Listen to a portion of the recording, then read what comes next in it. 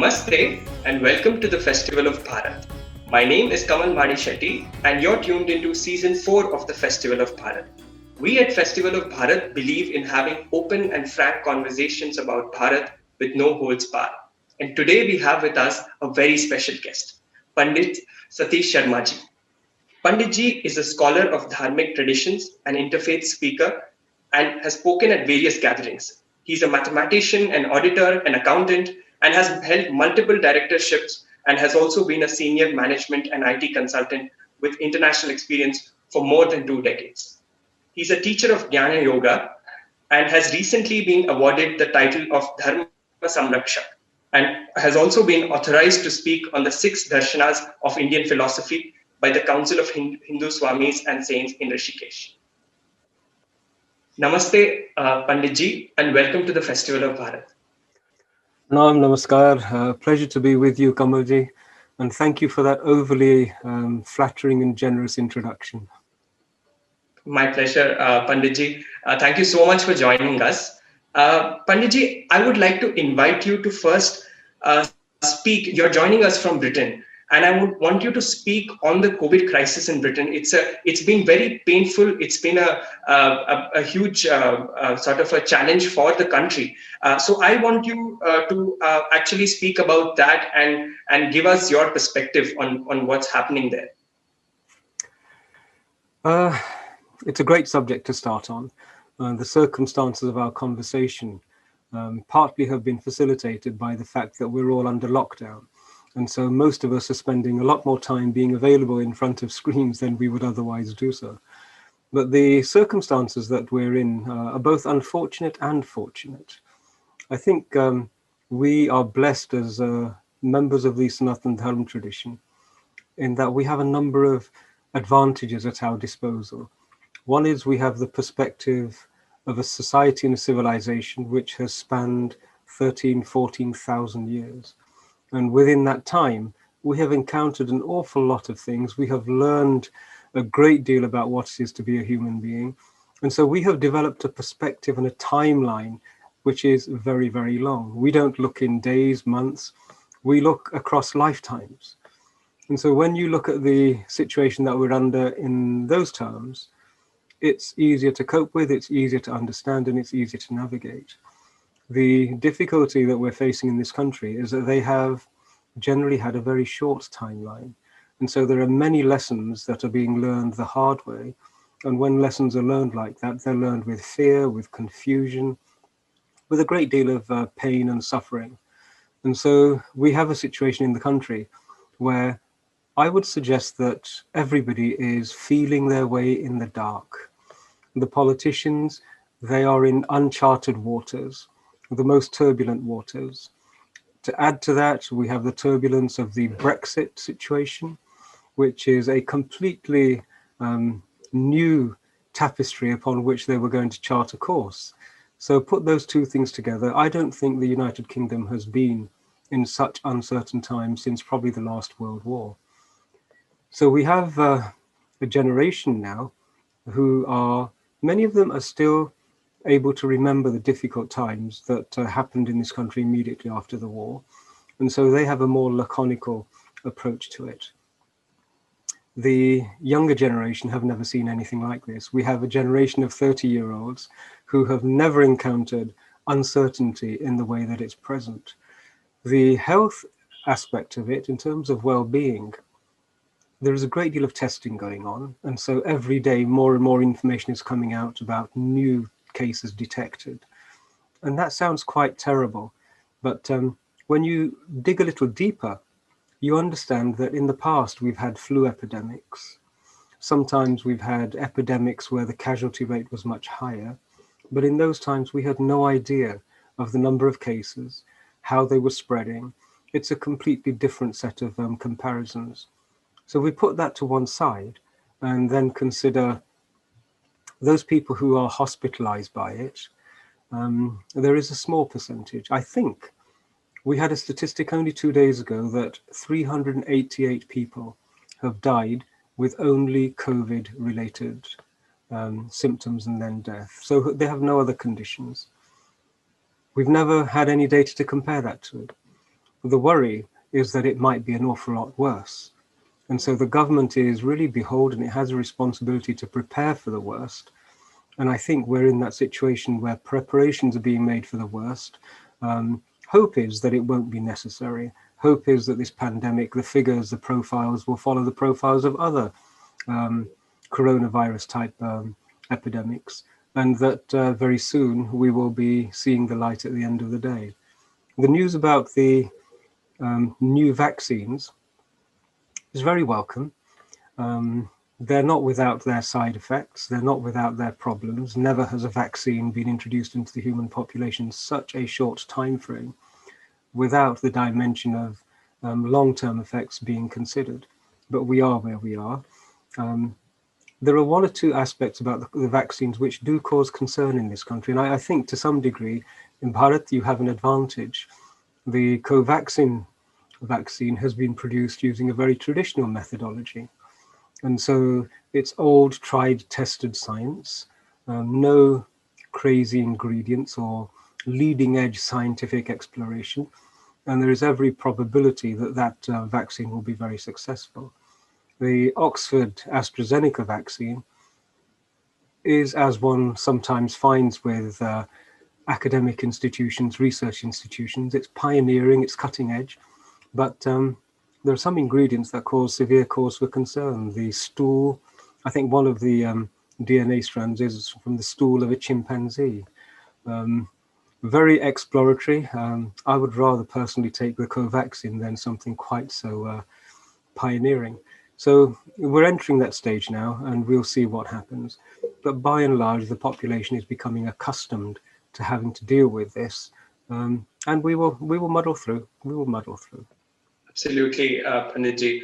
And our prayers, even in Bharat, are with the British people.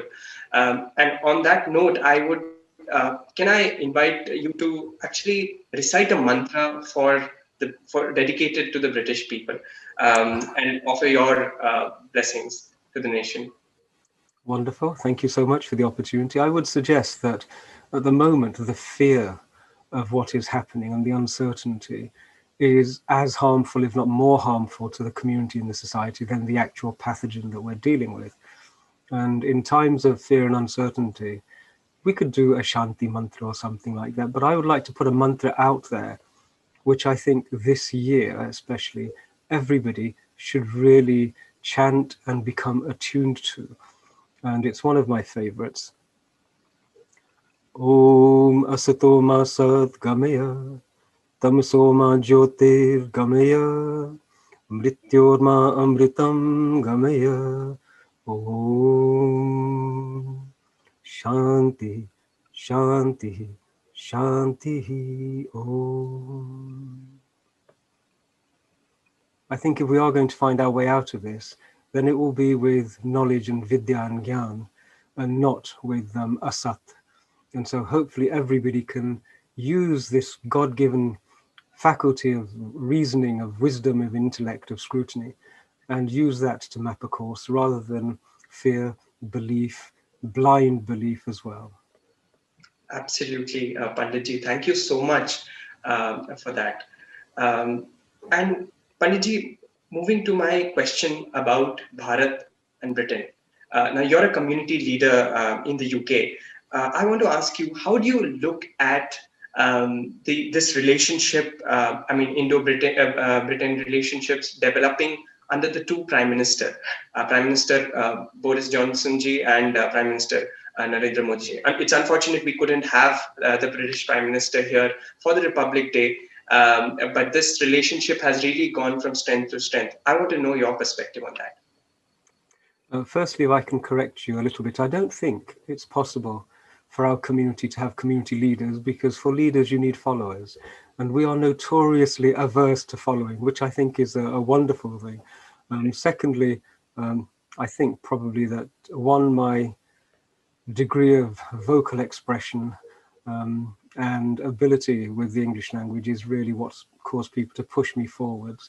And it's the old scenario, you know, when you have a line of people, an unpleasant task ahead, and everybody asks for a volunteer, there's always one person who isn't paying attention when everybody else steps backwards, and you're left there in advance. And so that's the story of my community leadership, shall we say. But turning to your question about the UK and Bharat. Again, we have a very long perspective, which is different to the perspective in this country.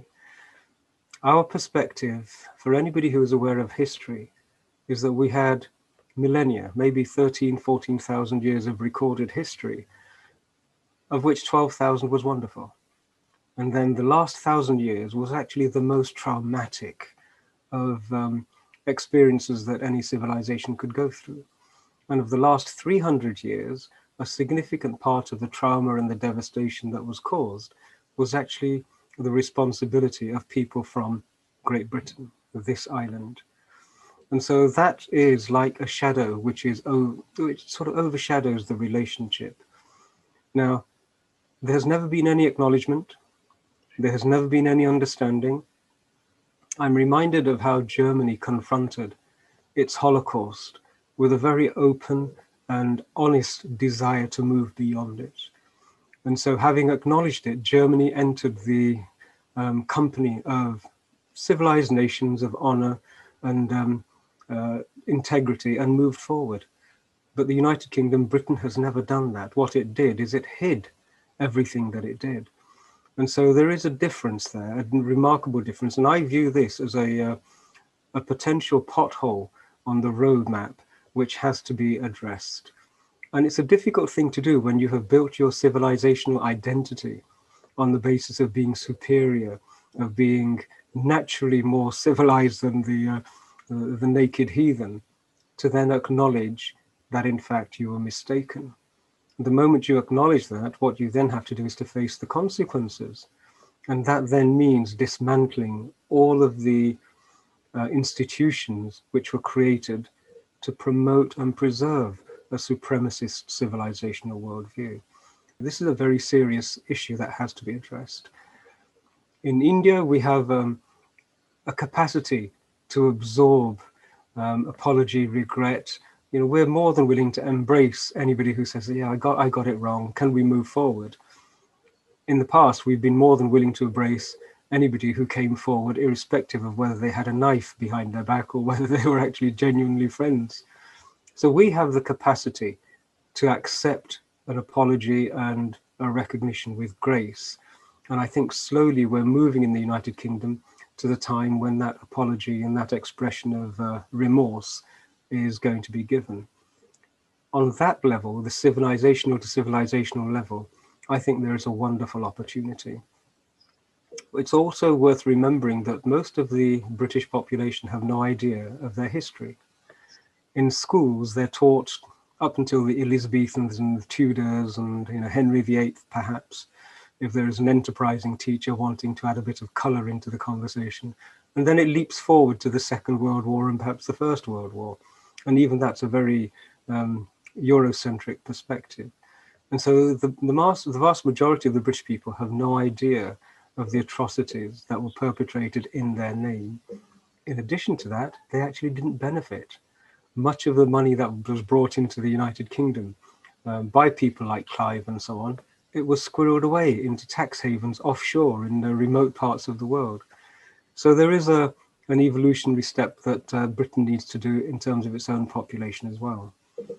Having set that all in as the context, the average English person is, they're very much like Punjabis. One of the reasons we get on so well here is they're very much like Punjabis. There is a directness, there is a driving forward energy, there's a creativity. And we have that in Bharat as well. So when those two dimensions can be made to work together, there is a wonderful opportunity for a 21st century, whereby not only do we catch up with the lost ground that was 1,000 years of colonialism, we actually move forward into a 21st century, which is much, much more civilized and much, much more dharmic.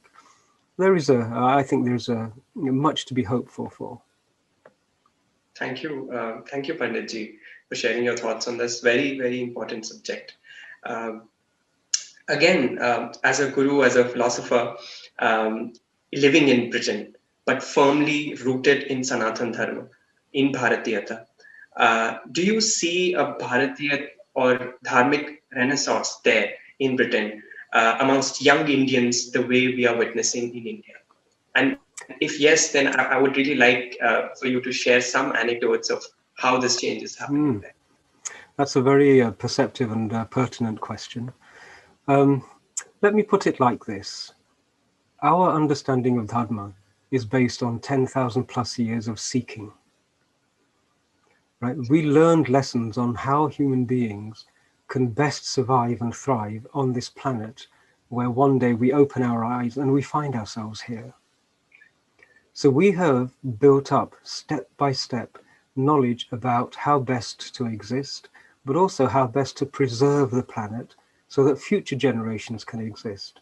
Now, none of that is to do with ideology. None of it is to do with theology or anything along those lines. It's purely empirical research conducted over a huge period of time. And it's applicable at every part of the world. It's not as though Dharma is different in Bharat and there's a different manifestation of Dharma here in the United Kingdom. In the same way that biology has principles, physics have principles, the understanding of Dharma has principles, and they are global. Now, what we have here in the United Kingdom is a period of time when people have experimented and learned through suffering and seeking. Much of the progress has been made has been through seeking, but there is a millstone. There is a rock, a boulder, which sits as an impediment, and that is an unwillingness to let go of beliefs. And what has happened over here in the United Kingdom, they have had the heavy hand of a theocracy for a long period of time. Bharat has never had a theocracy. If you think of it, our perspective is that every human being who is born has a head and a heart. And they're all the same. We say that children are Paramatma ka roop hai, is what we say. And so that person left to flourish and thrive in a dharmic capacity would develop into a full-blown, extraordinary human being with a deeply spiritual side. Hona hi hai. It's impossible for it not to be. But what you can do is impose the chains of theology and then bind that person's heart and head into a much smaller confined space. And that's what we have had here in the United Kingdom. They have been burdened by a theology for so long that now every aspect of that theology has been proven to be false. Those who visit Bharat, visit the United Kingdom from Bharat, they do find that actually London doesn't have the streets paved with gold, that there are systemic problems here which are horrific to deal with. We have had 5 inquiries, independent inquiries, into the abuse of vulnerable children and adults. Right? We have issues to do with justice, issues to do with health and well-being, and very significant issues to do with education. When Bharatiyas come and settle here, we still follow Dharmic principles, which is why, by and large, our children are the most educated. They are the ones who are contributing the most in the areas of medicine, in the National Health Service. They are very overly represented in the city, in the areas of finance. And it's not because of anything particular to do with here, but it's because of them following Dharmic principles. Now, one thing that has happened is as our community has been so successful in such a short space of time, people are beginning to notice and ask, how does this work? And we're also integrating. They're learning yoga from us. They're learning about Ayurveda from us.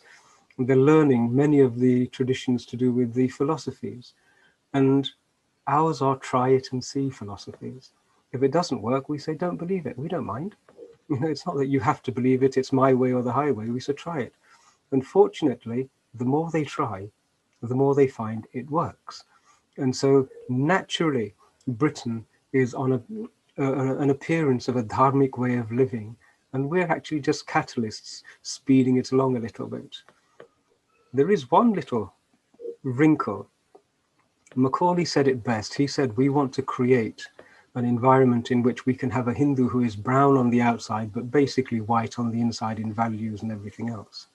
And so when you're growing up in a culture like England, where its dominant colonialist culture is present everywhere.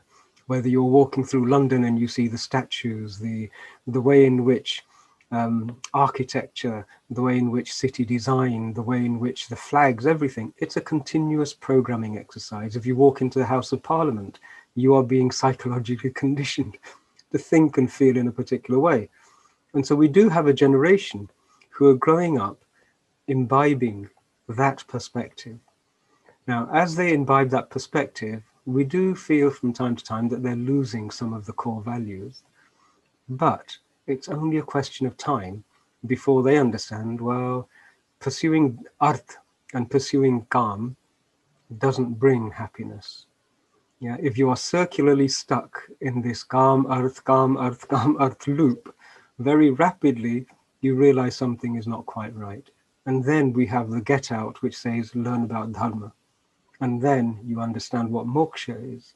So we have those extra two levels, and our children are definitely still connected to those two levels. There is something a little bit more.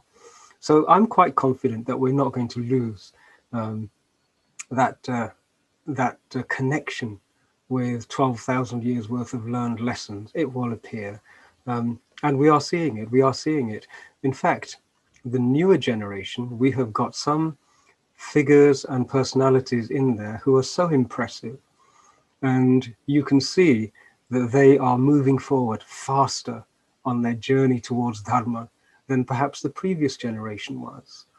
Maybe they're a bit more comfortable. Maybe they're less fearful, because the first two generations who came here really had to struggle with very, very severe adversity.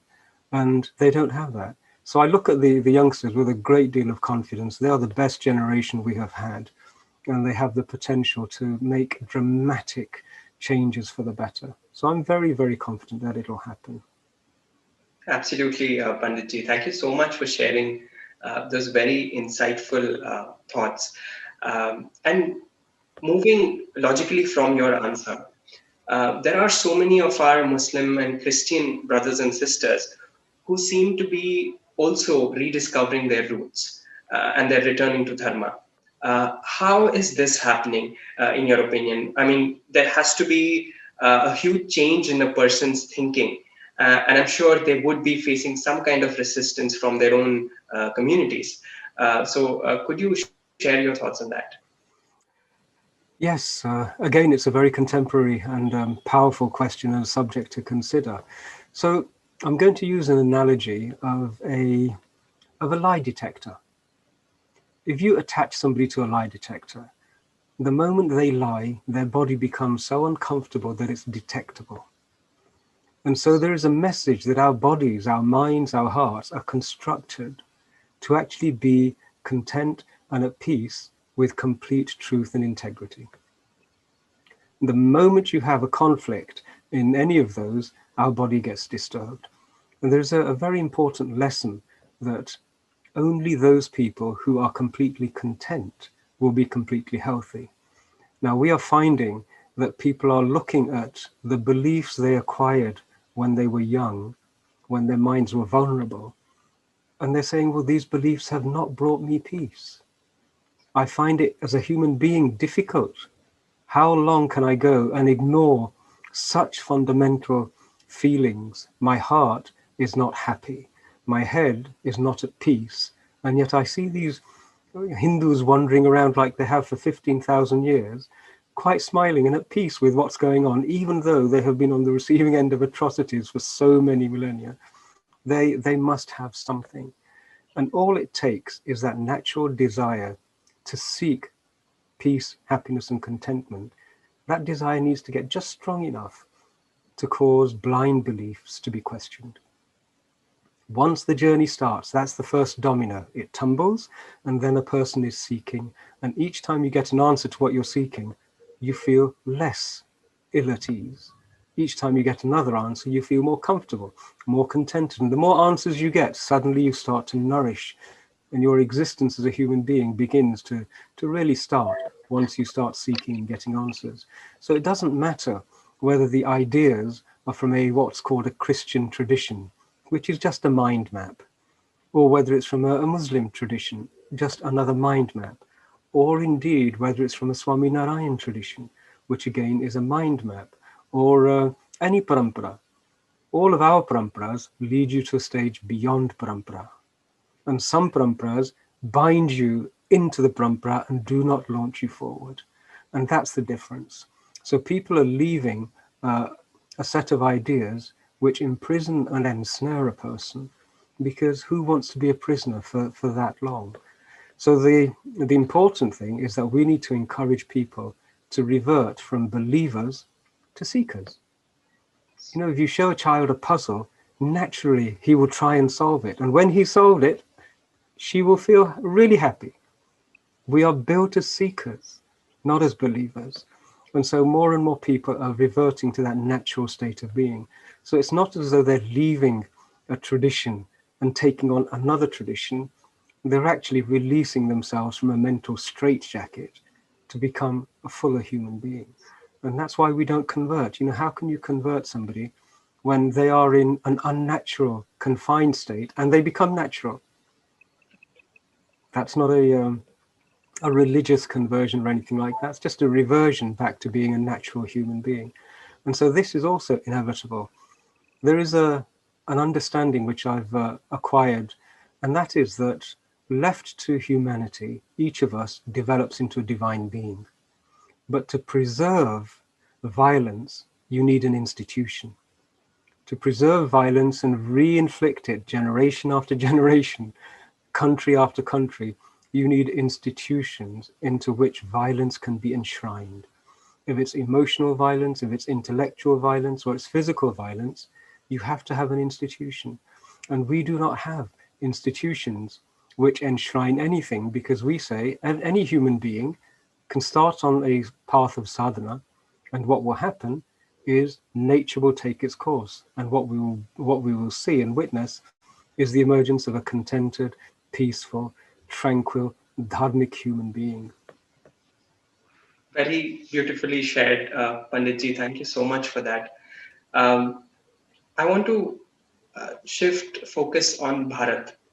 And we often hear about Ramraj as an idea, a Dharmraj. I want to know your thoughts on that. And I want to understand, why should India be a Hindu Rashtra once again? Two very powerful questions and wonderful questions, bearing in mind that I have as my beautiful backdrop Sri Ram and Sita ji and Lakshman ji. Very, very wise. So let's have a look. Ramraj. We know, those of us who've studied a little bit of scripture, we know that Ramchandra ji was actually what we call Maryada Purushottam, the ideal human being. What most people don't know is, how did that happen?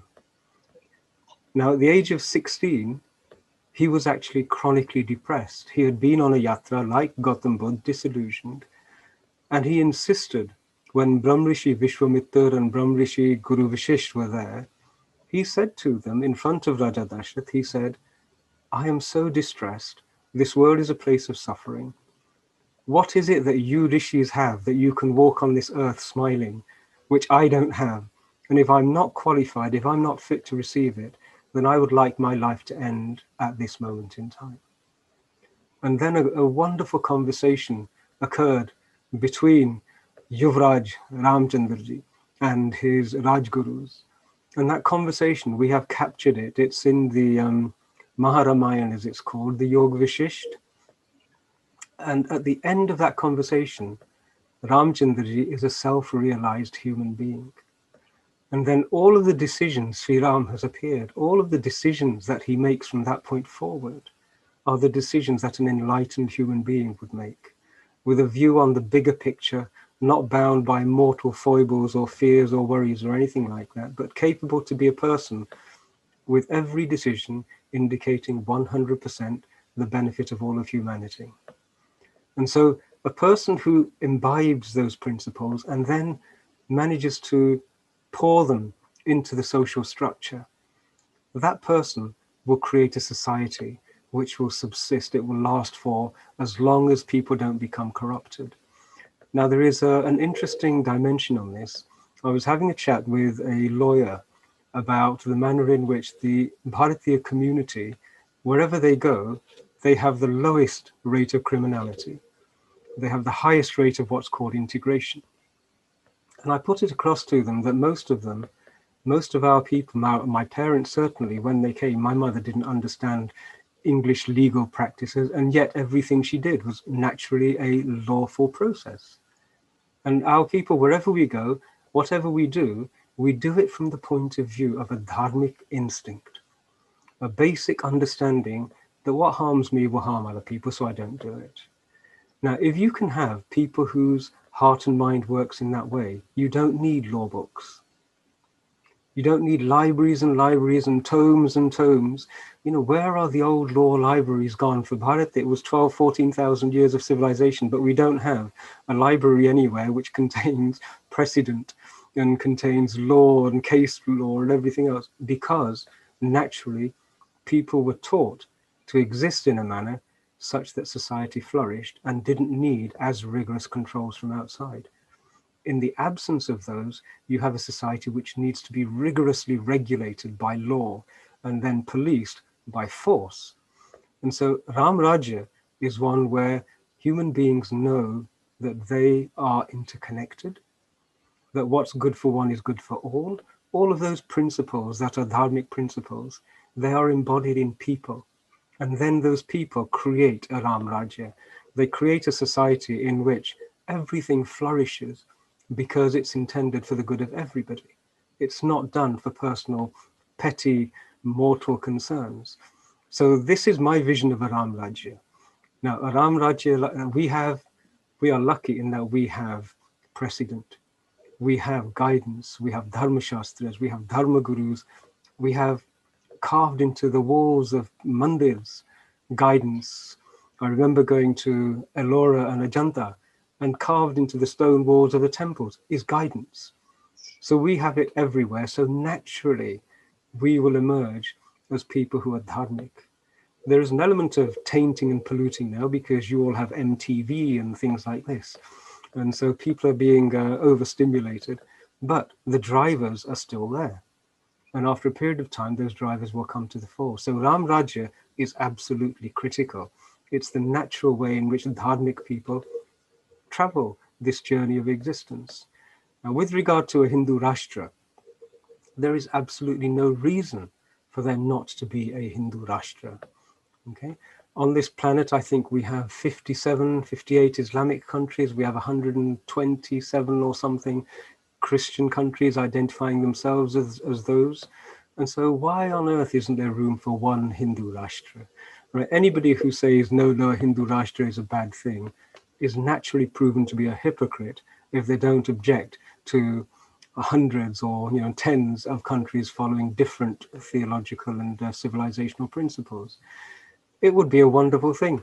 The only hesitation that I have is that Ramrajya needs to be according to our dharmic principles and not according to the Hindu principles as were created by Christians when they told us who we were.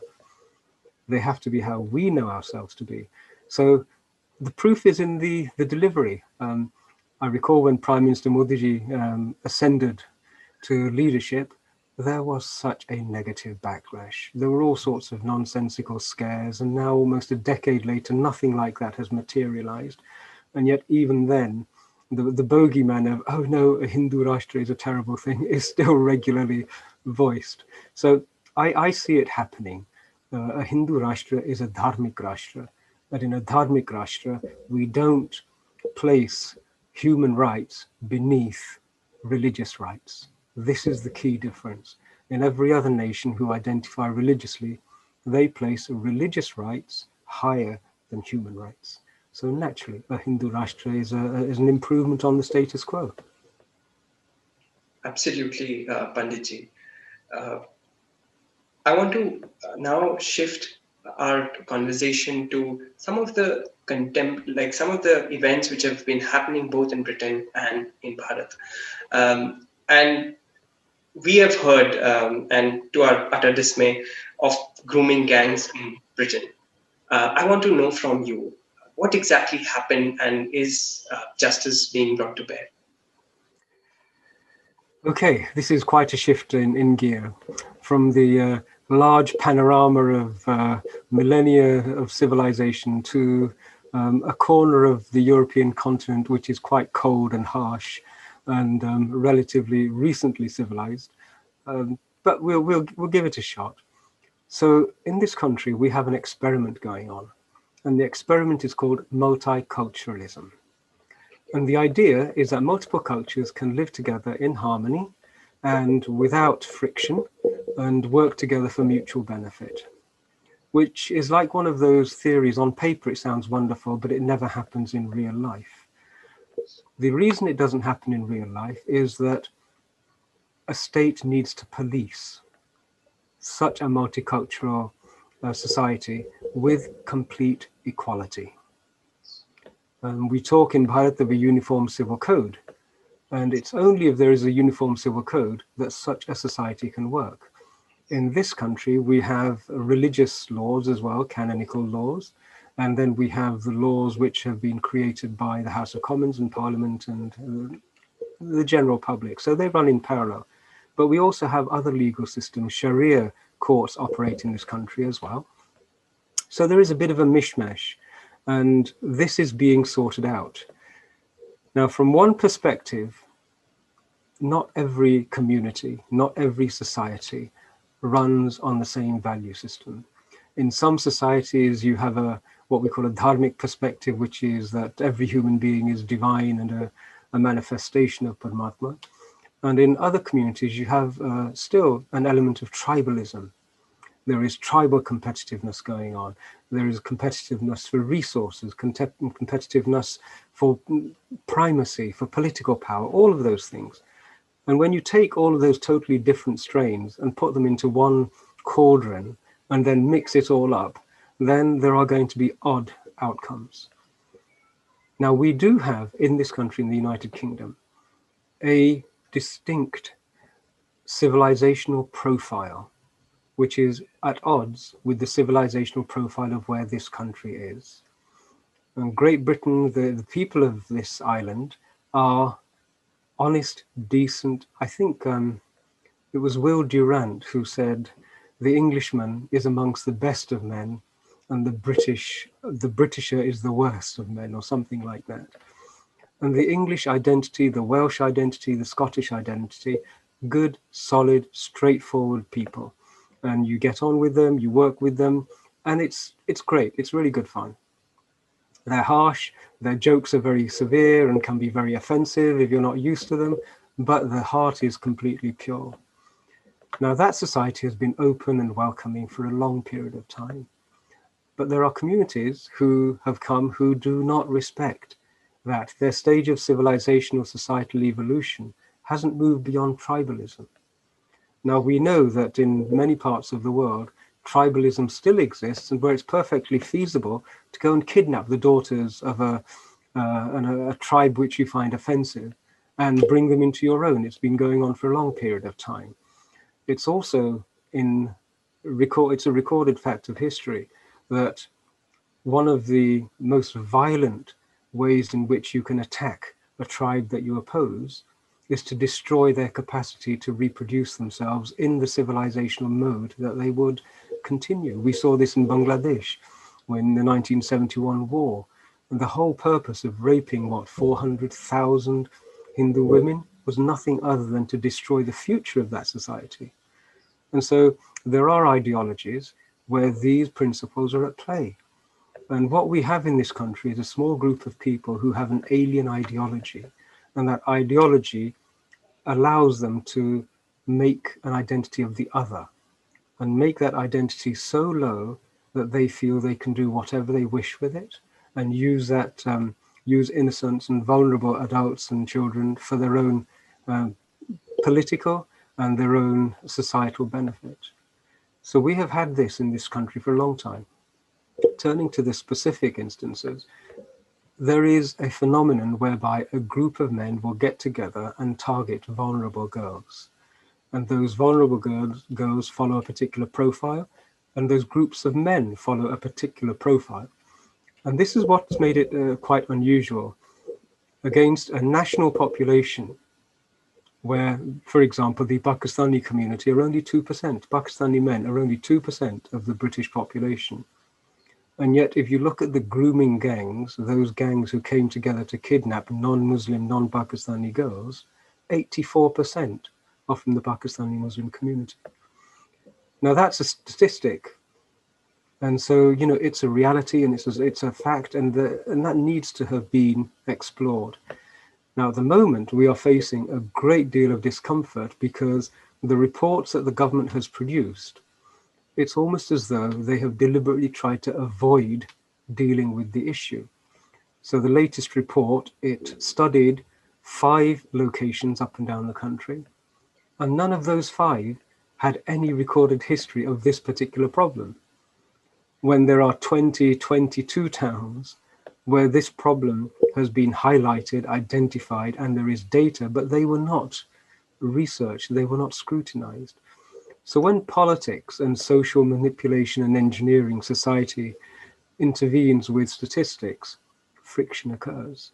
And so the country is actually at this moment trying to digest why this is occurring, and more importantly, why justice is not being given, protection is not being given to these vulnerable children.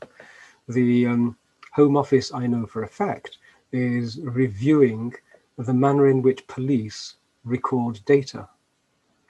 It would now seem that the police, Manchester Police Force, for example, have no records of the ethnic origin or any of the data which produces this information. Why? Where did it go? Nobody has actually done any research. And so this is happening now. This is a fundamental problem. It's been a problem for the domestic British community, and it's been a problem for our Punjabi, for our Indian, Hindu and Sikh communities as well. We've been bringing this to the attention of the authorities for almost 20 years, and nobody really sort of took any notice of it. But now that it's been, shall we say, dramatically brought to their own doorstep, there is now a recognition that this is a problem. And it's a problem that will be resolved. It will have to be dealt with. If you can't protect your own most vulnerable members of your society, you lose all moral authority on the world stage.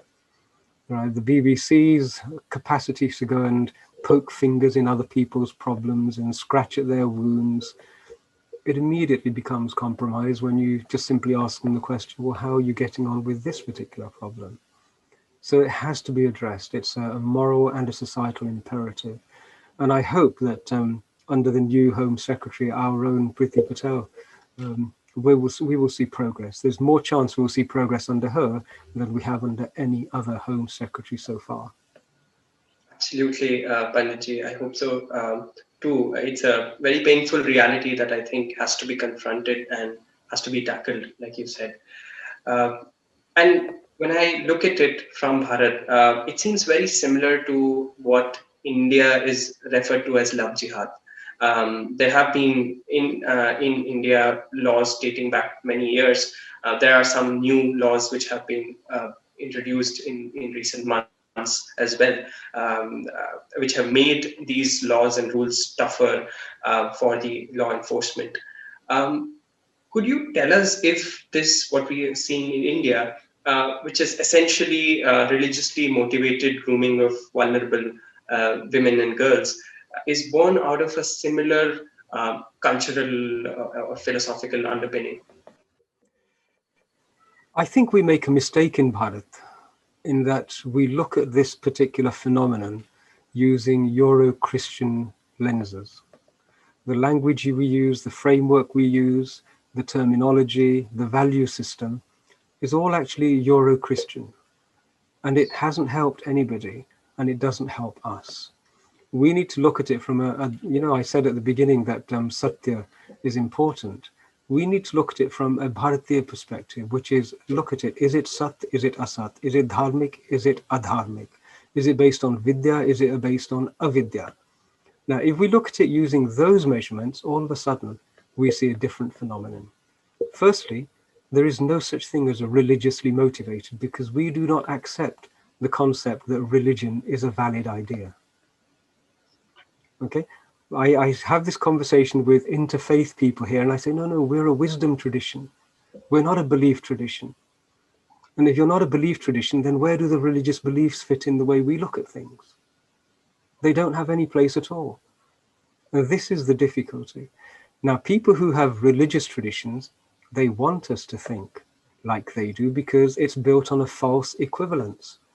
It's built on the false equivalence that all religions are the same, therefore freedom of religion is sacred. Everybody should be able to impose their freedom of religion on everybody else. We don't impose it, so we're always on the receiving end of it. So if we're going to look at this problem, we should look at it from the simplest point of view, from a dharmic lens. So when somebody, a young man, is deceiving a vulnerable young woman, that is simply an act of deceit. It's an act of emotional and intellectual violence, and it has no religious component because we do not accept that. Another thing that we haven't yet understood is that colonialism calls itself many things. It masquerades under many different guises. And what is actually happening is we are being colonized. And because we have a vulnerability to accept anybody who says, I'm a religion, we give it much more tolerance than really it should be. There are many ways of colonizing, and this is one of those ways of colonizing, is acquiring hold of the asset of any community and depriving it of its future. This is the worst of all colonial acts, to take away the daughters of a society and a civilization. It's nothing to do with religion. It's nothing to do with divinity at all. Nothing to do with Paramatma. It's nothing to do with the journey of Atma. And so we need to look at it from a dharmic point of view. And then we will see that all it is, it's exactly the same violence as was perpetrated in 71, and it's happened against us time and time again. It has no religious dimension. It's pure colonialist violence. I think it's a perspective that certainly has to be understood, and in order to get a holistic sort of a view of the things that we see, and very painful sort of realities that we see in our lives in the news. It's pure colonialism. For example, we would realize it's colonialism the moment a Hindu tries to do the same in an Islamic country. You will realize straight away how they view your colonialist activity, because they're quite clear. They do not want the future of their society to be harmed, damaged, and undermined by an ideology which is alien to them. It's a colonial threat. It's a threat to the civilization. It's only us who have imbibed this, and it's a post-Britisher sort of a problem, this idea that we have to look at the world with an alien set of values and apply a framework which is constructed on an alien language. We have to apply our own framework, and we will find our own solution. And if we confidently find and apply our own solution, the rest of the world will then come out of the religious framework, which is also imprisoning them. There is only one solution, and that is to base it on Satya, Vidya, Dharma. That's it. Easily done. Indeed, Panditji. My last question to you, Panditji, is 2020 has been a very difficult and a turbulent year for the entire world. And Bharat has also faced the same challenges. But Bharat is now moving into a very different kind of a world where there's so much uncertainty. There's so much of disruption be it geopolitically, economically, in so many different dimensions of life. I want to have your thoughts on what some of the guiding principles, guiding ideas should be for Bharat as we step into a completely new decade, and given the kind of uncertainties that we are living in right now. Excellent. We are blessed. We are so blessed. We have a wonderful idea which Adi Shankaracharya ji, he enshrined into his Nirvan Shatkam. And it's Mano Buddha Ahankara Chittani Naham, etc., etc. It basically says that I am not an identity. I am Atma, wrapped in a garment of thoughts and feelings, enclosed in a body. Okay? And we don't value the thoughts and the feelings like everybody else does, because we know they're transient. And we know that once you manage to negotiate them, the essence of what you are is Anand. and everything else just gets in the way of a continuous experience of Anand. Now, if you look across the world, what you will find is that there are power bases which are built upon identity. It's a battle of identities. Now, we know, anybody who does sadhana knows that the individual identity is a ghost. It's a fabrication. It's maya. It is, in its essence, it's an illusion. It doesn't exist. You know, we talk about the identity, ahamkara, being the moon shining with the reflected light of the sun, because it has no light of its own. So if we look across the world, we will see that the rest of the world outside of Bharat, except in places like Africa, except in the indigenous colonies of Australia, and indeed the indigenous people of America, all of those indigenous civilizations had a very dharmic and real understanding of the earth and who they were. But for the last 400 years or so, we have had a European, Euro-Christian civilization which has been spawning identity politics. In order to divide, you need to give people different identities. You will call one group Dravidian, the others Aryan, and you've got a battle of identities underway. So what the world is laboring under is the time when those identities grabbed power. The colonial decades are the decades when the world order, the world's global institutions, the world's economic institutions, all of them are based upon the reality of identity and identity conflict. And what we're seeing now is a breakdown because it's asat. It cannot last for long. It has no fuel to sustain itself because all the fuel comes from the anand of the atma. And so it's a bunch of ideas which have been institutionalized and then proliferated. And that is now falling apart. We have seen it in Brexit. The UK leaving is the first of the European identity collapsing. And what we will see is those old national identities beginning to flower again. People talking about their pagan traditions, about their cultures, all of that has got to come back. And then we will see the appearance of real diversity. Now, what we need to do as Bharat is we need to teach people that it is possible for diversity and unity to coexist. We have done it. And that is the only way in which it can exist. So the only uncertainty is a question of whether this Euro-Christian civilizational house of cards will fall quickly or slowly. And when it falls, where will the pieces fall? And how can we minimize the suffering of what happens when this does fall? So I don't see any great uncertainty in this. This is part of the natural process of being a human society on the earth. You know, we're enjoying a period now when we can see that 1,000 years of human suffering, so many lives lost in their billions over the last 1,000 years to the nonsense of identity war, that there is a chance for that to stop.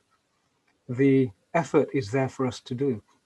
Samudra Manthan is going it's on all the time, isn't it, right? The Manthan is there, the Rakshas, the Asurs, they've been busy pulling the tail for a long, long time. It's only the Devas who have just actually thought, "Theek hai, hum to sadhana mein baithe hain, hum mast hain." Right?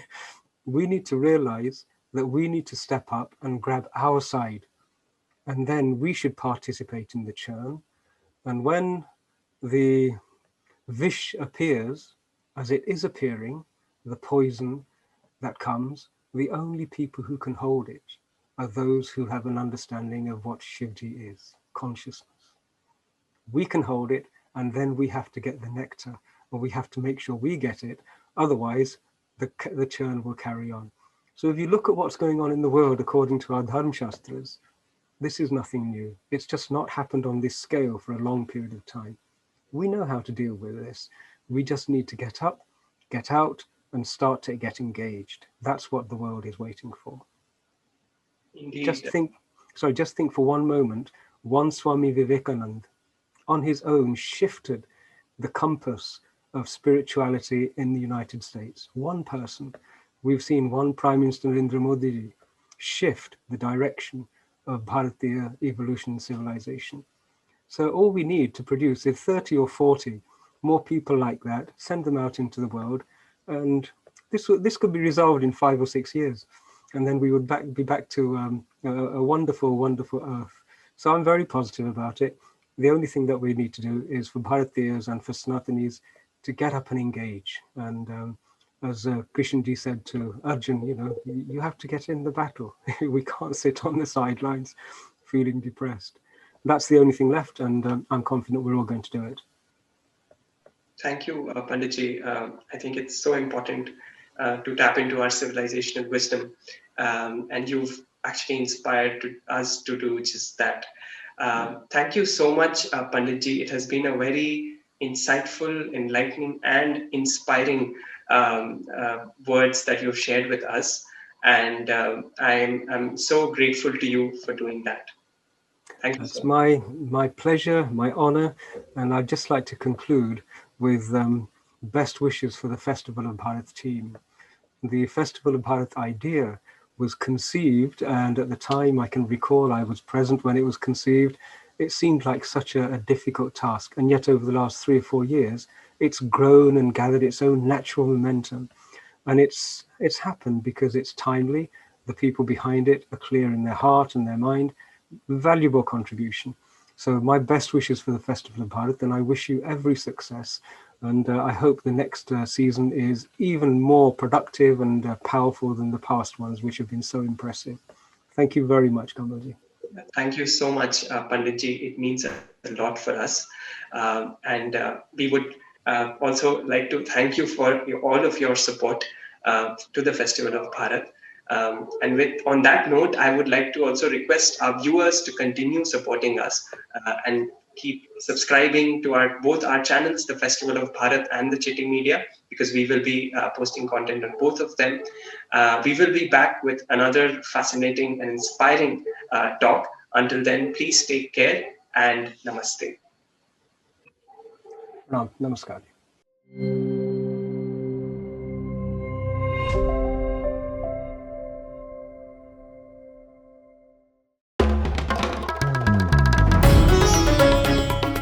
Namaste. We hope you enjoyed this Citti Media content. Please remember to subscribe to us and switch on the notifications for this channel. For our other social media links, more content, and to support our work, please visit citti.net. Dhanyavad. Namaskar.